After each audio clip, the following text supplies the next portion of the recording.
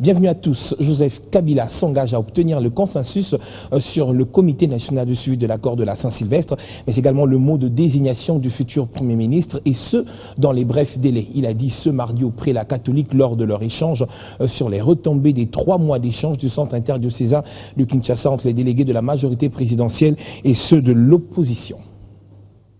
Le dialogue politique convoqué par le président de la République Joseph Kabila Kabange avait pour objectif principal l'organisation des élections libres, apaisées et crédibles en République démocratique du Congo. Hélas, au cours des discussions, on a parlé de tout sauf des élections, observation faite par le chef de l'État au cours de l'entretien qu'il a eu ce mardi 28 mars 2017 avec la délégation des évêques de la conférence épiscopale nationale du Congo, conduite par Monseigneur Marcel Outembi.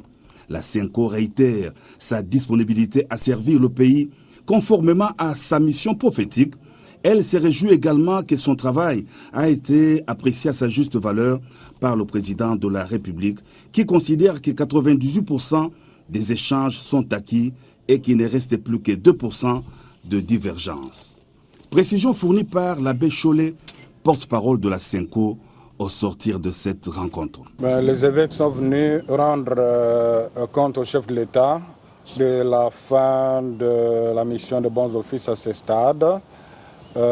Aussi s'en remettre à lui comme garant de la nation, car si les choses vont bien, c'est lui le premier responsable. Si ça va mal, c'est lui le premier responsable. Et le chef de l'État a suivi attentivement le rapport des évêques. J'ai retenu un engagement qu'il a pris. Il a considéré que 98% était déjà acquis, il retenait ça comme acquis.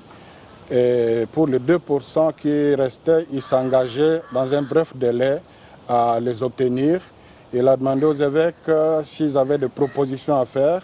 Les évêques ont rappelé les propositions de la médiation sur les 2 points de divergence et le chef de l'État a promis qu'il partirait de ces propositions comme point de départ pour atteindre le 2%.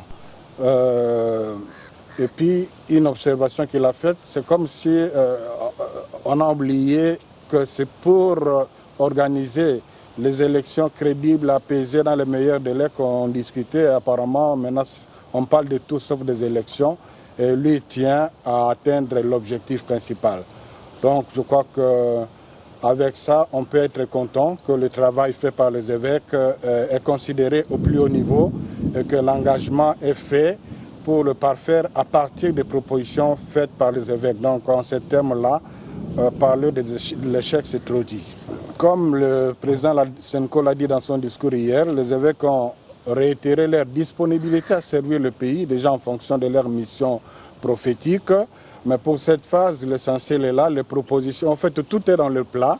Alors lui va faire comme le manager pour tout finaliser.